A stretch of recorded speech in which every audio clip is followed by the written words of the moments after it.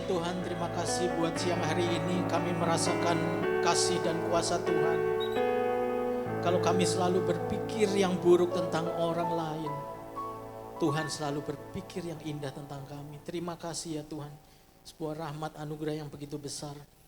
Kalau sebentar kami akan mendengarkan firman Tuhan, biarlah firman ini menjadi pedoman dalam hidup kami ya Tuhan. Persiapkan hati umat-Mu untuk menerima taburan benih firman-Mu, sehingga hidup kami memuliakan nama Tuhan. Terima kasih Tuhan.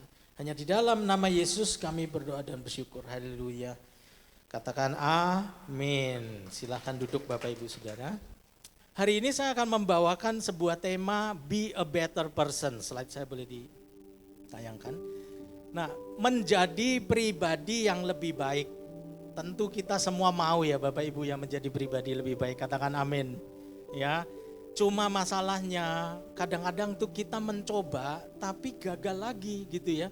Dari pagi udah menyiapkan suasana hati, nggak mau marah, sampai kantor marah-marah lagi gitu ya.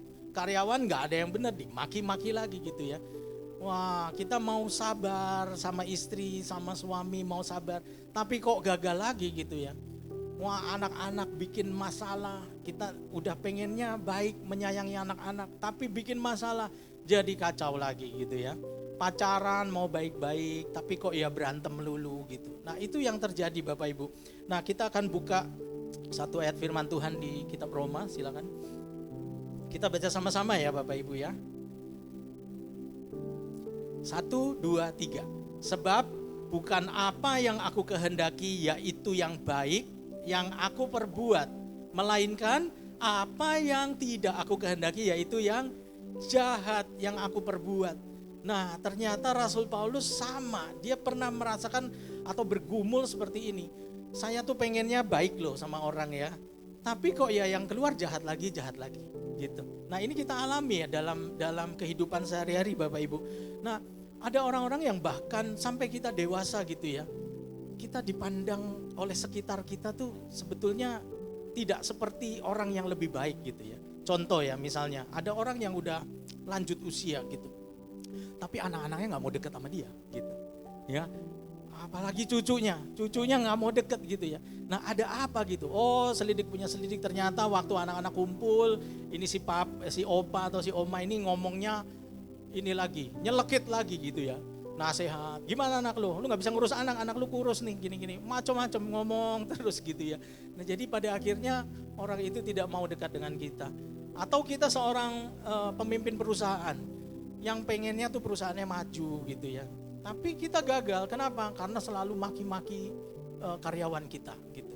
Nah yang bisa merasakan kita itu better person atau enggak itu biasanya orang sekitar kita, amin ya. Jadi kalau suami istri gitu, kalau nanya ini lu laki lu baik ya gitu. Nanya sama istrinya nih, istrinya bisa ngomong gini, baik dari mana gitu. Kalau udah gitu kan, udah beda tuh. Karena lu gak hidup sama dia gitu. Yang kelihatan sama lu baik gitu, yang sama gue beda gitu ya. Nah jadi kita berusaha untuk seperti itu, tapi ternyata sulit gitu ya. Sampai Rasul Paulus juga mengalami hal yang sama. Nah sebelum lanjut, saya mau beritahu bahwa Rasul Paulus itu sedang membahas tentang tabiat dosa. Jadi mungkin agak tidak berhubungan dengan yang saya akan sampaikan. Dia di Roma itu sedang membahas tabiat dosa, bahwa manusia itu jatuh dalam dosa dan dia tidak ada yang baik di dalam hidupnya sehingga yang keluar yang jahat. Itu bahasnya itu. Cuma saya akan membahas dari hal yang lain, yaitu kesehatan mental Bapak Ibu. Karena ternyata ada hubungannya. Siapa kita hari ini itu ternyata ada andil dari masa lalu yang begitu besar. Slide selanjutnya boleh. Ini dia masalahnya Bapak Ibu. Inner child, katakan sama-sama. 1, 2, 3. Inner child. Nah, inner child itu apa sih? Semua kita, saya dan Bapak Ibu yang duduk di sini, kita nih punya kekanak-kanakan dalam diri kita yang kita nggak sadar sebenarnya. Ya, orang Jakarta tuh bagus banget kasih istilah ini ya. Orang Jakarta bilang gini, bawaan orok. Tahu ya, kalau ngomong bawaan orok kita tahu. Nah inner child itu bawaan orok. Kalimat ini bisa menjelaskan dengan begitu baik, bawaan orok. Ada orang-orang yang merasa, ya bapak gua memang begitu, kasar.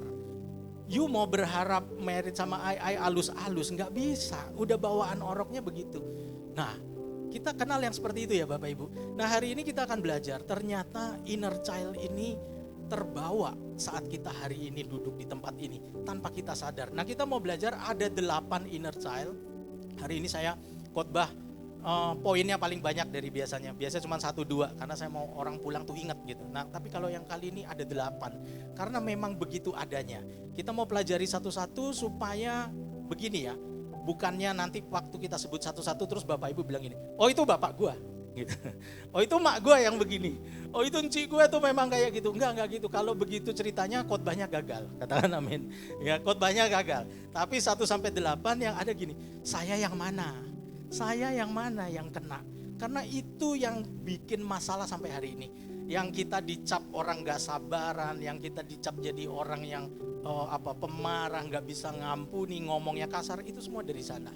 Ya, kita mulai ya, slide selanjutnya. Dari mana inner child kita ini dibentuk? Nah, ini biangnya, luka batin Bapak Ibu. Nah, luka batin itu ada 3, aktif, pasif, menyerap. Kalau aktif tuh gini, kita lagi, ini waktu masa kecil ya, aktif itu kita lagi belajar baca gitu nggak bisa-bisa, terus mama kita bilang lu bego banget sih gitu. Aktif, kita yang kena langsung, kita langsung dilukai. Kok cici lu pinter, kok adik lu pinter, lu kenapa bego ya, lu ini anak siapa ya. Kadang kita mengalami hal seperti itu ya. Nah itu yang dinamakan aktif karena kita yang kena, kita yang korban. Kalau pasif gimana? Pasif tuh kebalikannya, maksudnya gini, justru sebagai anak kita nggak diapa-apain sama orang tua kita, ya. Ada nggak Bapak Ibu yang menerima perlakuan gitu? Mau main sampai malam, anak perempuan ya, main sampai malam di kosan temennya laki, jam 11, jam 12 malam, mamanya nggak nyari, papanya nggak nyari, ya. Jadi nggak apa-apa. Lu mau main main sepeda kemana-mana, nggak dicari tuh, gitu. Bahkan kalau jatuh, kecebur got, kecelakaan gitu, yang ditanya motor lu nggak apa-apa gitu. Yang ditanya motor lu nggak apa-apa, lu hati-hati ya, ini cicilan belum lunas gitu. Ya nggak ditanya, lu kenapa, ada yang patah enggak, sakit enggak, itu nggak ditanya. Jadi kita mengalami luka batin yang pasif karena nggak diapa-apain, memang nggak diapa-apain gitu. Jadi orang tua yang tidak hadir dalam hidup anak-anaknya itu luka juga. Nah sampai 2 luka ini Bapak Ibu udah merasa belum? Oh saya ada tuh, saya ada 3-tiganya. Nah yang ketiga itu menyerap, absorb ya. Jadi menyerap, papa pulang mabuk lalu tamparin mama. Ditamparin, Pak. Kita sebagai anak, kita gak kena loh, tapi kita nyerap tuh. Atau adik yang dihukum, misalnya diikat di pohon gitu ya, dikunci di kamar gelap. Kita gak ikutan, tapi kita ngelihat. Nah itu menyerap akhirnya. Nah jadi dari 3 luka ini Bapak Ibu, aktif, pasif, menyerap. Kira-kira yang gak kena boleh angkat tangan. Ada gak? Saya suruh kamera fotoin semua. Kalau ada yang gak kena ya. Oh Pak saya baik-baik, diperhatikan, keluarga saya harmonis gini-gini. Iya tapi pas naik angkot dilecehkan orang lain. Ya, jadi dari luar ternyata aktif kena dia gitu kan. Jadi bisa kita misalnya di rumah baik, di sekolah kena bully gitu, nggak ada temen yang mau bermain sama kita, lah kena juga gitu kan. Jadi nggak mungkin ada orang lolos dari yang namanya luka batin. Katakan amin. Ini dulu gitu. Kalau Bapak Ibu merasa nggak, gue nggak gitu, ya udah khotbah gagal gitu ya. Nah lanjut, kapan sih? Nah ini PR Bapak Ibu ya. Kapan terjadinya sampai dia membentuk inner child kita? Itu terjadinya 0-12 ya. Hari ini kita teriak-teriak gitu ya, papa diam aja. Besok teriaknya sama, volumenya sama, papa tiba-tiba marah besar. Sebagai anak apa yang terjadi? Loh bingung, kemarin saya teriak-teriak gak apa-apa loh, hari ini kok dimarahin begitu rupa ya. Sebagai anak bingung, tapi dia mau tanya takut ya kan. Akhirnya dia punya kemarahan yang gak tersalurkan. Ya seperti itu Bapak Ibu terjadi, dan banyak sekali. Selidik punya selidik, oh papanya hari itu lagi bad day, di kantor lagi, wah pokoknya. Jadi anaknya waktu teriak, di hari itu dia hantem langsung. Nah si anak bingung. Nah ini Bapak Ibu yang punya anak balita ya, hati-hati dengan inkonsistensi seperti ini. Sekarang dia boleh loncat-loncat di kasur, kenapa besok loncat-loncat di kasur disabet gitu ya. Karena kita mendidik dengan mood kita gitu. Oh, saya lagi ruwet pikiran. Kemarin lihat dia loncat nggak apa-apa, sekarang lihat dia loncat kok jadi kayak anak monyet gitu. Jadi kayak kesel banget gitu. Akhirnya dihantam. Nah, seperti itu hal-hal membuat kejadian itu membuat anak 0 sampai 12 tahun menjadi bingung, takut dan marah. Akhirnya semua peristiwa itu diramu mengendap sampai menjadi inner child. Ya. Jadi kalau sekarang ada bos yang, bos ini nyiksa banget sama karyawan. Wah, itu nanti inner child-nya ada di mana. Nah, sekarang ada 8 yang kita mau pelajari satu persatu. Bapak Ibu siap? Yang siap katakan amin. Ya, kita slide berikutnya.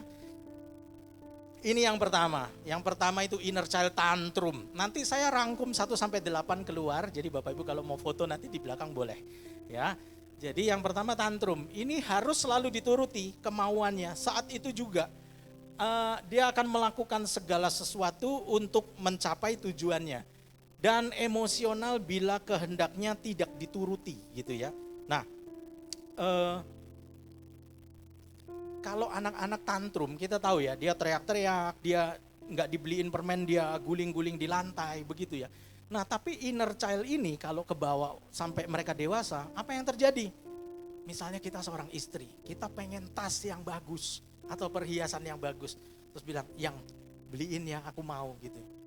Terus suaminya nggak beliin. Nah, kalau dia tantrum, dia bisa begini loh. 1 minggu itu dia pasang muka kardus. Ya, kita sebagai suami tahu akar masalahnya karena nggak dibeliin gitu ya. Tapi itu orang tantrum harus dapat pokoknya gimana pun caranya gitu ya. Masak sih tetap dimasakin, cuman garamnya dibanyakin gitu. Ya, tetap dimasakin, cuma muka ini nggak bisa asik gitu. Begitu dibeliin pada akhirnya, bisa seneng, bisa nempel gitu ya. Kayak anak kecil waktu udah dapat permen, dia seneng, dia lari-lari. Nah, kurang lebih kayak gitu. Jadi kebawa tuh sikap yang tantrum seperti itu. Mau deal pekerjaan terus nggak deal, ngamuk dia, tantrum dia. Gimana caranya ya? Siapa yang nggak beres? Timnya mulai diacak-acak. Lu bikin PPT-nya sih kayak gini segala macam. Dia tantrum pokoknya. Gimana caranya kita harus bisa goal gitu ya. Jadi dia nggak suka. Nah, apa yang terjadi 0 sampai 12 waktu menghasilkan pribadi yang tantrum, yaitu anak-anak yang dimanja dan punya banyak fasilitas di rumah yang begitu mudah gitu ya. Nah, ini hati-hati untuk parents ya yang punya anak balita, karena pengadaan segala sesuatu dengan sangat mudah itu akan rawan menghasilkan inner child yang tantrum. Saya ngelihat anak-anak itu yang di kamarnya sudah ada dispenser ya untuk ambil air. Tapi ketika dia haus, dia teriakin pembantunya yang lagi di dapur. Ya, Pak, waktu datang kenapa? Ambilkan saya minum, berapa langkah doang. Dia lagi main gadget nggak mau lepas. Berapa langkah doang dispenser. Nah, ada anak-anak seperti itu.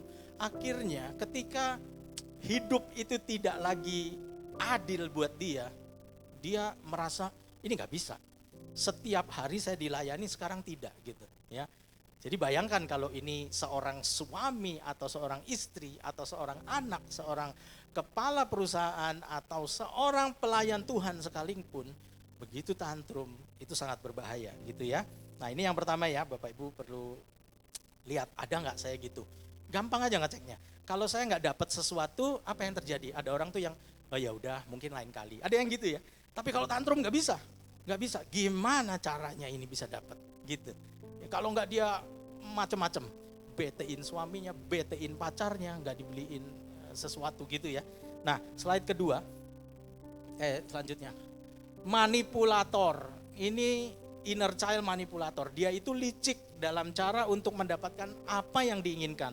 Pandai merangkai kata-kata supaya maksud dia tercapai. Menipu lawan tanpa lawannya merasa ditipu. Hebat banget manipulator. Nanti saya akan cerita di akhir khotbah. Saya kena di sini berat banget. Saya gampang sekali memanipulasi orang gitu ya. Nah, seorang manipulator itu disebabkan apa? Dia karena kurang diperhatikan, ada kekerasan verbal dan kekerasan fisik, kurang dihargai, kurang kasih sayang gitu. Pada akhirnya dia merasa hari ini dia diomelin, besok dia diomelin. Oh lusa otaknya jalan. Oh supaya lusa gua nggak diomelin, apa yang harus saya lakukan? Mikir tuh dia. Oh ya dia ngomong dedeknya, besok kalau papa tanya begini-begini, lu begini ya, gini-gini. Wah dia manipulasi sekitarnya demi dia lolos gitu. Nah ini terbawa sampai besar gitu ya. Kita bisa memanipulasi suami, bisa memanipulasi istri gitu ya. Misalnya istri kita minta sesuatu barang yang mahal, minta perhiasan gitu ya. Terus kita nggak mau nih, kita pelit. Kita bisa ngomong gini loh, kamu yakin milih yang ini gitu. Ini nggak cocok. Di kulit kamu tuh rada putih, kurang cocok ya. Jadi modelnya kurang cocok. Atau kita bilang, aku tuh tahu toko ini, dia tiap bulan kita kasih yang jauh. Dia tiap bulan Desember dia keluarin model lagi. Nanti daripada kamu nyesel, ada model yang lebih bagus dari ini, mendingan tunggu aja ya. Dan si istri oh gitu tak? Iya. Ya udah, anak-anak juga gitu. Mau beli mainan nih, kita nggak mau beliin karena pelit. Kita bilang jelek ini. Dulu waktu dia kecil pernah nih punya mainan kayak gini, gampang rusak gitu. Ya anak kecil namanya. Oh iya tak? Iya gitu. Jadi nggak jadi beli. Jadi semua kita manipulasi. Bayangkan kalau dia seorang pemimpin perusahaan atau pemimpin gereja. Yang manipulasi karyawannya, yang dimanipulasi jemaatnya. Nah masalahnya yang dimanipulasi bisa nggak rasa. Bapak Ibu pernah nggak ketemu temen terus kita ngomong gini, lu tahu nggak, lu tuh lagi dimanfaatin sama ini orang, tahu nggak? Pernah kayak gitu? Kita yang luar aja ngelihat gitu, lu tuh dibegoin doang sama dia, tahu nggak sih gitu loh. Kita yang kesel gitu, kayaknya dia dimanfaatin banget. Tapi teman kita jawab apa? Lu nggak kenal dia mah baik gitu. Padahal lagi dipakai tuh, nggak tahu gitu. Karena manipulatif pinter banget. Manipulatif ini juga menjadi dasar sifat yang kalau nggak dikelola akan berkembang menjadi NPD. Tahu NPD ya? Narcissistic Personality Disorder. Ini yang paling berbahaya dan tidak bisa sembuh. Penyakit mental yang paling tinggi, paling berbahaya tidak bisa sembuh. NPD. Nah, ini yang kedua. Lalu berikutnya, yang ketiga. Yang ketiga ini good soldier. Selalu tampil baik dan menyenangkan. Padahal dalam hatinya sebaliknya, enggak gitu. Pandai menutupi perasaan yang sebenarnya gitu. Kalau kita tanya pacar kita, kamu marah gitu. Enggak, gua nggak marah. Nah itu kan ketahuan marah ya. Tapi kalau orang good soldier enggak, kamu marah. Hah? Marah? Marah dari mana? Kok bisa ngomong saya marah? Ngerti gak? Jadi yang lawannya tuh merasa, oh dia fine, dia baik-baik aja gitu. Tapi lagi marah di dalam. Nah ini orang pintar sekali menutupi ya. Apa yang terjadi waktu di masa kecil? Biasanya anak seperti ini dia menutupi banyak kesalahan atau kekurangan dari keluarga. Bisa jadi misalnya lahir di keluarga yang ekonominya kurang baik, tapi karena dibayarin om atau tante bersekolah di tempat yang mahal. Jadi kebayang dong harus nutupin tiap hari ketemu dengan teman-teman yang jet set sedangkan dia gak punya apa-apa. Kebayang gak mereka ngomong apa kita harus seolah-olah sok tahu. Kebayang ya. Atau kita ibu-ibu di sini deh kumpul sama ibu-ibu lagi nungguin sekolah tuh kan biasa ya kumpul. Wah kumpul sama ibu-ibu yang jet set. Kita mah kagak kayak gitu. Nah kita kalau good soldier kita bisa oh ya lu nanti beli ini di Jepang. Padahal belum pernah ke Jepang gitu. Lu beli ini, ya di Paris, apa dia bisa ngomong segala macam yang dia nggak tahu. Intinya just cover, cuma nutupin aja gitu ya. Makanya media sosial sekarang subur kalau orang-orang itu sebagai inner child good soldier. Dia akan pasang hal-hal yang wah gitu ya. Padahal mobil pinjeman gitu ya, tapi di foto-foto di dalam lagi nyetir lagi apa segala macam gitu. Bukan gak boleh ya, itu hak masing-masing Bapak Ibu. Cuma maksudnya kalau ada itu dalam diri kita catat gitu. Oh saya gitu. Nah waktu kecil menutupi banyak kekurangan keluarga gitu ya. Atau misalnya punya sakit penyakit yang memalukan apa misalnya gitu ya dan menular gitu. Nah dia bawa itu tapi dia gak mau kasih orang tahu gitu. Akhirnya kan dia harus tutupin semuanya gitu ya. Makanya ada orang yang nggak mau kasih tahu lihat rumahnya di mana. Udah dipaksa-paksa dianterin, oke, dia tunjuk satu rumah yang bagus. Rumah gue di situ gitu ya. Oke, begitu dia turun udah sok pegang-pegang pintu gitu ya. Temannya udah pergi jalan, Udah dia lepas lagi, dia baru pulang ke rumahnya sendiri yang asli. Ya, jadi banyak sekali menutupi luka gitu inner child-nya. Berikutnya yang keempat. Yang keempat ini rebel atau pemberontak. Ya, dia selalu menunjukkan pemberontakan dimanapun dan kapanpun, selalu melawan, ya, tidak segan merugikan orang lain. Ya, sebetulnya inner child-nya mirip-mirip gitu ya, karena dia disepelekan, karena kekerasan fisik diabaikan. Nah, cuman tipe pemberontak ini biasanya karena anak itu ekstrovert. Ekstrovert tuh yang bisa meledak-ledak, gampang menyalurkan emosinya. Begitu dia disakiti, dia akan balas menyakiti. Nah, itu pemberontak, ya. Contohnya paling gampang kalau Bapak Ibu lihat demo, ya, di depan gedung MPR DPR. Nah, lihat yang naik di atas mobil yang pakai corong halo-halo itu siapa? Nah, itu orang-orang kayak gini biasanya. Wah, ini pemerintah gini-gini. Nah, itu orang yang kayak gitu. Pokoknya lihat yang naik corong, yang tukang-tukang demo gitu ya. Kita lihat di TikTok tempo hari ada pabrik belum BEP, lalu ada orang-orang masuk gitu ya, dia suruh karyawan-karyawan, ayo jangan kerja, ini orang-orang begini, jangan kerja. Akhirnya pabriknya tutup beneran. Akhirnya nangis-nangis, buka lagi dong, buka lagi. Konyol sekali. Nah, ini orang-orang pemberontak, orang-orang yang tidak berpikir panjang gitu ya. Biasanya kalau dia karyawan, ada peraturan baru dari atas gitu. Sekarang karyawan harus gini-gini. Dia bilang gini, alah gak usah ikutin. Dia bisa ngomong gitu. Gak usah ikutin, kita 10 orang di sini. Kalau 10-10-nya gak ikut, dia mau apa? Gitu. Jadi dia ajak orang untuk memberontak. Di gereja juga sama, ada peraturan. Pastor Paulus misalnya keluarin peraturan begini. Gitu. Ya, nanti juga macam-macam. Jadi intinya pokoknya tidak bisa menerima. Kalau nggak ngeberontak itu nggak asik gitu, intinya gitu ya. Ada loh orang-orang kayak gini ya, termasuk saya lihat kalau misalnya dia seorang gamer gitu ya, kalau dia main game itu kan ada milih karakter ya. Di sini yang suka main game ada milih karakter, biasanya nggak lebih dari pada umumnya 4 disuruh pilih. Nah, kenapa 4 sih? Kalau Bapak Ibu penasaran kenapa game itu selalu pilih 4 karakter, sebenarnya dari 4 karakter dasar ya gitu. Nah, orang-orang yang kayak gini, walaupun ini sederhana ya, inner child yang seperti ini, dia akan pilih yang paling yang paling serem, yang paling kayak setan, yang paling kayaknya brutal, nggak bisa diatur. Dia pilih kayak gitu. Kan ada karakter yang bagus, bawa panah gitu. Enggak, dia mesti yang kapak, mesti yang palu gede gitu, yang badan tatoan, brewokan semua. Mesti yang kayak gitu. Nah, itu kayak gitu Bapak Ibu. Jadi terbawa sampai waktu besar. Akhirnya waktu dia jadi seorang istri, ya udah pasti suaminya mau arahin kemana nggak pernah mau ikut gitu, nggak pernah bisa ikut, nggak bisa gitu ya. Nah, oke, berikutnya. Nah, ini champion atau pemenang, achiever ya. Dia selalu bahan bakar hidupnya adalah saya harus achieve sesuatu. Misalnya dia di kelas, dia harus jadi juara.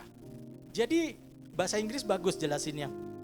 Dia selalu be the best, bukan do the best. Kalau kita orang normal kan do the best, let God do the rest gitu kan.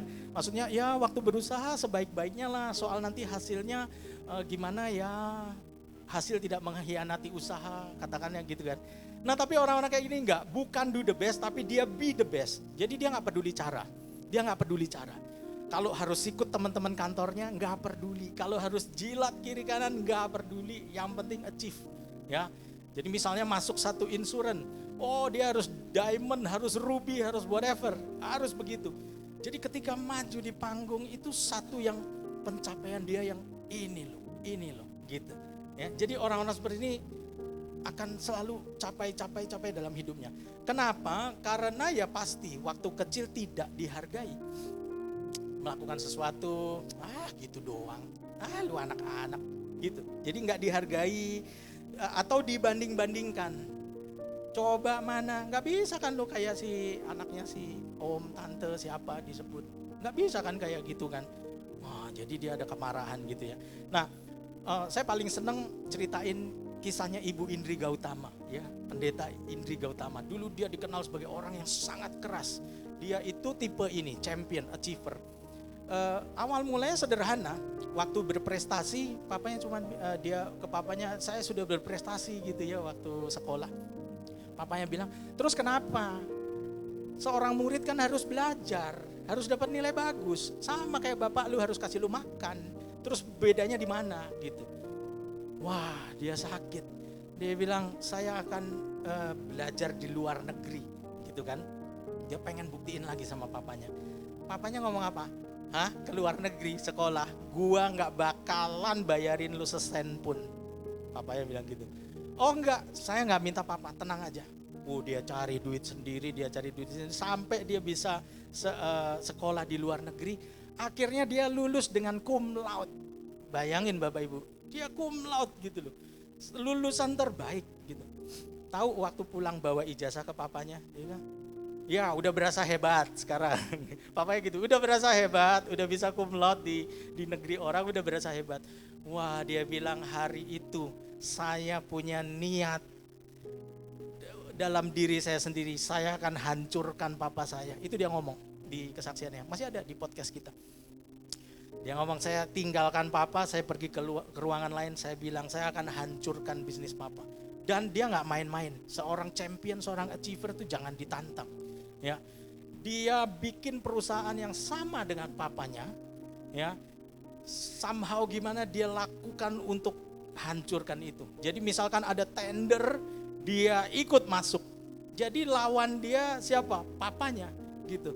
Dan waktu dia menang tender itu rasanya, nah seorang achiever tuh kalau achieve dia tuh, waduh, dia rasanya tuh nggak bisa ada perbandingannya ya. Dia rasa menang di situ. Nah itulah seorang achiever. Sampai akhirnya dia tahu gitu. Saya nih capek loh hidup. Hidup saya tuh cuman pencapaian. Cuma kayak gitu. Bahkan dia sudah berkhotbah, sudah jadi hamba Tuhan terkenal di mana-mana. Tapi begitu ditakutinnya. Saya ingat dulu, saya main musik udah lama kan. Kalau dapat jadwal yang khotbah Ibu Indri Gautama, aduh rasanya pengen izin aja nggak usah gitu loh. Kenapa Bapak Ibu? Dia strength banget. Standar dia tuh nggak boleh ada orang yang nggak mencapai itu. Jadi dia bisa ngomong sama pemusik nih ya. Ini pemain keyboard nggak kudus. Kamu habis ngapain tadi pagi? Itu di depan jemaat. Bayangin Bapak Ibu, itu tuts keyboard bisa kabur semua kayaknya. Ya, dia main drum ini nggak kudus. Kamu habis ngapain? Nonton film porno. Itu disebut semua di panggung. Jadi kita pemusik tuh sampai takut banget. Bayangin saudara, seorang hamba Tuhan dia bisa tabrak semua etika. Sekalipun dia diundang, pendeta undangan bukan pendeta setempat. Nah bayangin pendeta setempat kayak apa tuh pemusiknya ya. Mungkin doanya lebih banyak dulu gitu ya dari sebelum melayani gitu ya. Nah itu seorang achiever, mengerikan, seolah-olah dia mencapai tapi sebetulnya itu hanya untuk kepuasan dirinya, inner child yang tidak terpuaskan. Lanjutnya, keenam. Nah keenam ini perfeksionis, mengejar kesempurnaan, tidak bisa menerima kegagalan. Nanti saya cerita di akhir. Istri saya dia perfeksionis gitu ya. Ini agak susah karena ada istri saya duduk di sini, jadi saya ceritanya mesti hati-hati. Jadi perfeksionis ini kenapa dia jadi perfect banget gitu? Karena dia diremehkan, gak dianggap gitu ya. Mungkin pernah melakukan sesuatu ditertawakan, gak dianggap penting. Kamu anak-anak tahu apa gitu ya. Ya, jadi akhirnya oke, saya harus bagus banget di satu bidang gitu ya. Istri saya tuh dulu bikin kue gitu ya, bikinnya tuh udah susah ya, handmade. Terus kalau di tengah-tengah dia nanya, udah bagus belum gitu. Ya saya jawab, udah bagus, udah keren banget ini sih gitu. Dia nggak puas, belum, ini belum keren. Dia bisa ulang dari awal, bayangin Bapak Ibu. Itu ngabisin waktu kayak gitu. Udah bagus, jangan. Kalau saya dikasih kue kayak gini, ini saya udah seneng banget gitu. Enggak gitu. Dia tahu standarnya seperti itu. Ya, nanti saya cerita lebih lanjut lah. Nah, kalau Bapak Ibu seorang istri gitu ya, bisa begini tuh kalau di mall. Ini pertanyaan mematikan buat laki-laki ya. Ada cewek lewat gitu ya. Aku sama dia cakep siapa? Ada yang istrinya atau pacarnya sering nanya kayak gitu, ya. Itu pertanyaan mematikan Bapak Ibu, ya. Untungnya sekarang di TikTok banyak yang kasih cara jawabnya gimana gitu. Bapak Ibu kalau mau jawab cari sendiri di TikTok ya. Tapi ada yang kasih kunci jawabannya, tapi itu susah gitu ya. Saya juga ngalamin masa-masa kayak gitu. Cinta enggak gitu. Itu pertanyaan menjebak banget. Kalau kita jawab cinta, ada lagi pertanyaan susulannya. Jadi harus perfect gitu ya. Harus perfect gitu. Orang lain gak boleh gitu. Nah, jadi ini yang perfeksionis Bapak Ibu. Banyak. Udah sampai 6 Bapak Ibu kira-kira udah merasa ada yang kena belum? Kalau belum saya udahan. Ya, nanti dicari 1, 2, 3-nya tuh top 3-nya yang mana sih gitu ya. Oke, selanjutnya. Nah, ketujuh, ini juga dasar dari orang NPD, narcissistic blamer. Dia itu selalu salahin orang lain, selalu, atau enggak kebalikan, kalau introvert dia selalu salahin diri sendiri. Nah, kalau yang berantem sama pacar bilang, aku mau mati aja. Sering kayak gitu. Nah, dia berarti yang introvert, yang akhirnya ya udah deh gue yang salah, ya udah deh gue yang salah. Jadi pokoknya harus ada yang salah, entah dirinya sendiri, entah orang lain. Ya, tidak merasa salah, bisa begitu. Ya, kalau yang introvertnya justru dirinya yang dibombardir, tapi kalau enggak, orang lain. Hati-hati dengan Bapak Ibu yang punya balita. Kita suka begini ya, balita kita jatuh kesandung, lalu kita pukul meja yang deket sama dia. Pernah dengar gak? Meja lu nakal lu gitu. Kursinya nih nakal nih. Terus anaknya mulai, dia pikir, oh ya kursinya nakal. Dia mulai ikut tendang-tendang kursinya gitu ya. Jadi memindahkan kesalahan itu ke tempat lain. Itu juga bisa jadi blamer gitu ya. Kenapa dia bisa jadi blamer? Karena sering disalahkan. Sering disalahin. Hari ini Dedek nangis, gue dipukul. Besok gue juga dipukul gitu loh. Jadi dia mulai harus cari, nggak bisa kalau begini, mesti ada orang lain yang salah. Dia bilang iya itu tadi begini, dia mulai cerita gitu. Intinya kesalahannya bukan dari dia gitu. Nah, orang blamer bisa nggak merasa bersalah? Bisa. Tapi begini, kalau dia minta maaf, ini perhatikan baik-baik ya. Ada nggak pasangannya yang kalau minta maaf gini? Iya, gue salah. Tapi lu tahu nggak kenapa gue salah? Karena lu begitu. Pernah nggak dengar kayak gitu? Ya, iya keputusan saya salah. Tapi lu perhatiin, kalau anak-anak nggak gitu kemarin, gue nggak bakal gini. Titik, udah kayak gitu. Jadi sebenarnya aku salah nggak sih? Enggak. Makanya narcissistic personal disorder itu tidak bisa disembuhkan. Saya tadinya bingung, apa iya nggak bisa disembuhkan? Tapi kalau saya pikir-pikir, ya iya ya. Orang nggak tahu mau koreksi apa, gimana bisa dikoreksi coba? Nggak tahu salahnya di mana, gimana bisa memperbaiki coba? Lu salah? Enggak. Gue begini karena itu, gue begini karena yang ini. Kalau yang ini kemarin itu karena ini. Dia tahu semuanya. Jadi kapan dong berubahnya? Nah ini ngeri ya, blamer ini ngeri. Sering disalahkan, sering dituduh, jadi akhirnya menyalahkan orang lain. Yang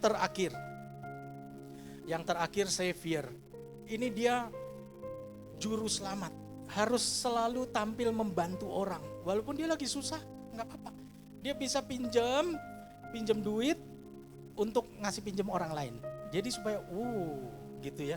Juru selamat, ingin dianggap penting dan berguna atau bermanfaat. Ada kan orang kayak gini, dia sanggup menanggung kesusahannya yang dia tidak sanggup dibilang tidak berguna. Paham ya Bapak Ibu? Jadi dia sanggup tuh menanggung kesalahannya, harus misalnya dikejar-kejar pinjol. Saya ngelihat loh ada orang-orang yang bisa beliin orang lain mobil dengan utang dia yang utang, dengan identitas dia bisa. Akhirnya teman yang gak bisa bayar mobilnya, dia yang dikejar-kejar gitu. Bisa loh orang kayak gitu. Entah gimana ngomong sama istrinya untuk ngatur cicilannya, gak ngerti. Tapi dia bisa. Yang penting di mata temannya yang terima mobil, teman gue top, jempolan. Nah itu, tanpa sadar hal-hal ini sebenarnya 8 hal ini menggerogoti hidup kita Bapak Ibu. Silakan slide selanjutnya, ini saya tampilkan utuh Bapak Ibu kalau mau foto. Ya ini PR di rumah kita masing-masing ya. Bapak Ibu temukan mana sih urutan 1, 2, 3-nya gitu ya. Nah, sekarang saya cerita saya gitu ya. Saya itu manipulatif Bapak Ibu. Ya. Jadi saya pinter sekali. Tadi salah satu yang saya ceritakan itu juga terjadi dalam hidup saya. Anak mau beli apa, saya manipulasi supaya nggak jadi beli. Ya, istri pengen butuh apa, manipulasi jadi nggak jadi gitu. Ya. Dan saya begitu hebat. Saya dulu jadi ketua youth di tempat ini waktu masih muda dulu. Rambutnya masih ada. Saya manipulasi tuh pengerja saya. Kalau saya nggak suka sama orang gampang banget. Saya bisa bikin sekitarnya nggak suka sama dia, gitu ya. Orang manipulatif tuh duduk sama si A, dia bisa sangat dipercaya sama si A untuk ngomongin si B. Lalu di lain waktu saya duduk dengan si B, ini bisa sangat percaya kita ngomongin si A. Bapak Ibu pernah ketemu orang kayak gini? Jadi ngadu dombanya tuh gampang banget orang manipulatif. Nah, sebagai kepala keluarga saya, tentu yang saya manipulatif istri saya, anak saya. Saya pernah minta maaf gitu sama istri saya. Sorry ya selama ini kayak gitu. Jadi waktu kita menemukan Bapak Ibu, kita kelola, itu dia. Kita kelola. Gak ada yang terlambat Bapak Ibu, katakan amin. Wah saya udah tua nih Pak, anak-anak gak mau deket. Cucu saya nangis Pak kalau saya gendong. Masih belum terlambat Bapak Ibu. Waktu saya kelola inner child saya, tadi istri ya perfeksionis ya. Termasuk soal kebersihan dia perfeksionis banget. Ya, jadi nggak boleh tuh misalnya saya dari luar mau peluk gitu ya. Jauh-jauh lo bau, mandi dulu. Bau. Mandi dulu, kotor. Gak bisa, keramas dulu, apa dulu. Ya kita udah down ya Bapak Ibu ya laki-laki. Kita mau mengasihi tiba-tiba digituin. Udah males. Gue udah mandi, udah keramas, udah bersih. Gue gak mau peluk. Lu mau apa? Gitu. Jadi udah kesel kita. Betul ya? Kebersihannya tinggi sekali. Jadi setiap jam 5 sore saya udah harus vacuum cleaner tuh nyala. Gitu ya. Udah harus bersihin. Terus lihat lagi apa yang belum beres ya. Cucian di dapur belum beres. Wah langsung cepet-cepet. Bilang anak-anak, cepet-cepet nanti mami ini. Udah kayak gitu. Ya, jadi kita menderita gitu ya. Gak apa-apa ya Mi? Anak-anak kita sampai ngomong, anak-anak saya kadang curhat, wah ini terlalu ketinggian. Nah sampai akhirnya kita ribut terus.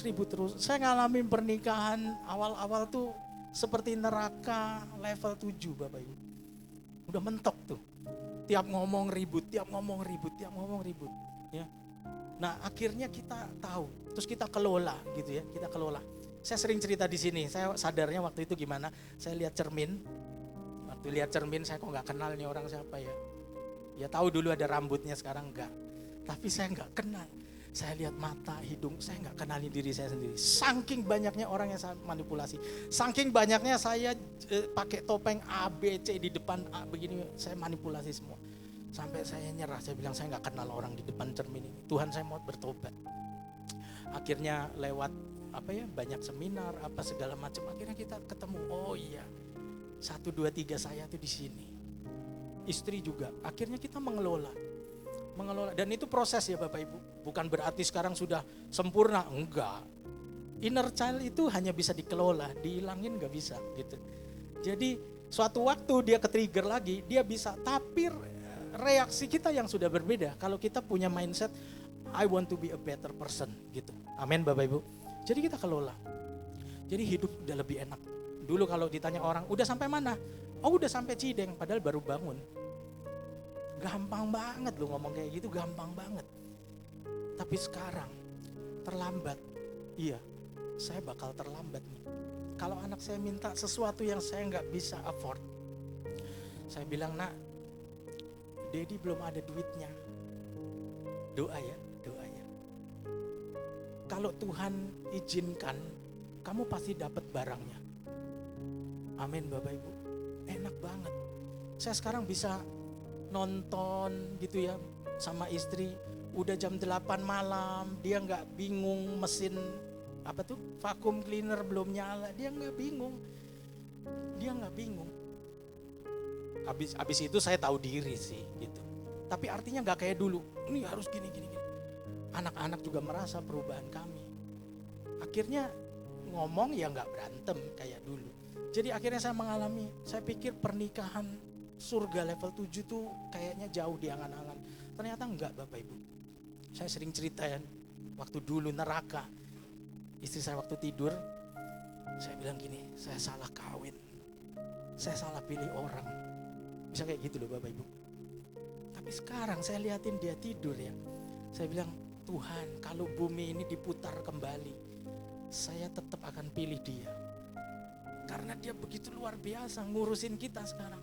Saya diurusin banget. Dulu mah boro-boro gitu. Tapi sekarang diurusin banget. Jadi ibu rumah tangga yang baik. Karena kita saling mengelola. Amin Bapak Ibu. Bapak Ibu mau? Kok tegang gitu jadinya? Ya temukan ya 1, 2, 3. Tadi dikelola. Slide berikutnya boleh? Kita akan baca ada 3 ayat bersama-sama. 1, 2, 3. Yaitu bahwa kamu berhubung dengan kehidupan kamu yang dahulu harus apa? Menanggalkan manusia lama yang menemui apa? Kebinasaannya oleh nafsunya yang menyesatkan, supaya kamu dibaharui di dalam roh dan pikiranmu dan mengenakan apa? Manusia baru yang telah diciptakan menurut kehendak Allah di dalam kebenaran dan kekudusan yang sesungguhnya. Katakan amin. Nah Bapak Ibu, maunya Tuhan tuh kayak gini. Kita ciptaan yang begitu mulia awalnya, tapi iblis rusak begitu rupa. Ya, dia kasih batu kerikil semua yang tajam saat kita 0 sampai 12. Tapi buat kita yang berharap sama Tuhan dan kita yang mau selalu berubah, jadi a better person, kita tentu akan menjadi orang yang lebih baik. Katakan amin. Ya, dalam setiap kali konseling suami istri, saya sering kali melihat masalahnya tuh enggak sebesar itu. Tapi sebenarnya cuman inner child-nya aja berdua yang enggak dikelola. Jadi menimbulkan masalah-masalah ini. Pak, dulu enggak gini. Ini klasik banget yang selalu diucapkan. Dulu enggak gini. Saya selalu bilang, Bu, bukan dulu enggak gitu. Dulu udah begitu, cuman belum ada triggernya. Inner child kita bagian yang mana? Kalau belum disepelekan dia diam aja, jadi orang yang manis gitu. Kalau belum dihianati dia diam aja, jadi orang yang idle. Begitu masuk suami istri semua kan dibuka. Jadi kita merasa kok dulu nggak gini, bukan nggak gitu, dari dulu ada di situ. Nah pada akhirnya Bapak Ibu, bukan masalahnya yang terlalu besar, tapi inner child-nya tidak dikelola. Yang mengerti sampai sini katakan amin. Jadi semua itu bisa diurai. Slide terakhir boleh. Kalau Bapak Ibu merasa, waduh Pak, saya 0 sampai 12 begitu sulit. Nah di sini ada, kita punya konselor-konselor, termasuk saya dan istri. Kita melayani banyak orang dan semua pasti ketemu Bapak Ibu. Kalau dicari, kenapa sih Pak sekarang begini, gini. Hubungan dengan mama, dengan papa. Kita cari lagi di inner child-nya, ketemu pasti. Tinggal terakhir gimana? Mau mengelola enggak inner child-nya. Nah kalau Bapak Ibu merasa berat ya, merasa berat, silakan ada nomor yang bisa dihubungi. Biasanya ada asyir yang bawa, mau konseling atau mau didoakan. Nah lalu yang kedua kita punya kul. Bapak Ibu kita nggak bisa hidup sendiri ya, amin. Jadi di dalam kul itu luar biasa. Oh saya pernah Pak nggak cocok, cari lagi gitu. Cari lagi, jangan sendiri. Saya lihat sekarang orang-orang yang sangat menderita di zaman ini adalah orang-orang yang sendiri. Gak punya komunitas gitu. Kalau bertanya sama temen yang kita gak jelas gitu ya. Mari Bapak Ibu temukan, saya undang kita bangkit berdiri.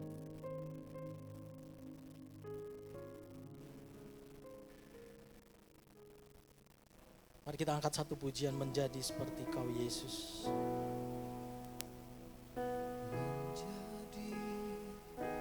Seperti Kau Yesus, menjadi seperti Kau Yesus, menjadi sempurna dalam seluruh